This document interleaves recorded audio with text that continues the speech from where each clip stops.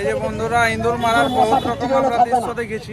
গরমে ঘামে যাচ্ছি, সেই জন্য মুছলাম। মানে এটা হচ্ছে বাড়ির কোনাতে রেখে দিলে ইঁদুরগুলা চলে যাবে। বাড়ির ভিতরে কি রকম দাদা, মানে কি রকম ভাবে ইউজ করতে হয় এটা? প্যাকেটে কোনা কেটে ঘরে রেখে দিবেন। আচ্ছা, এটা সেন্টে ভালো হবে, ইঁদুর মশা আরশোলা টিকটিকি বিষাক্ত। अच्छा हमको सिखा रिया है। সাপ দেন। আচ্ছা বন্ধুরা, যদি আচ্ছা লিভার যদি কারো থাকে তাহলে কি রকম ভাবে? আমার নাম্বার দেওয়া আছে এখানে 91 34 38 50। নোটিস করে নেবেন এটা।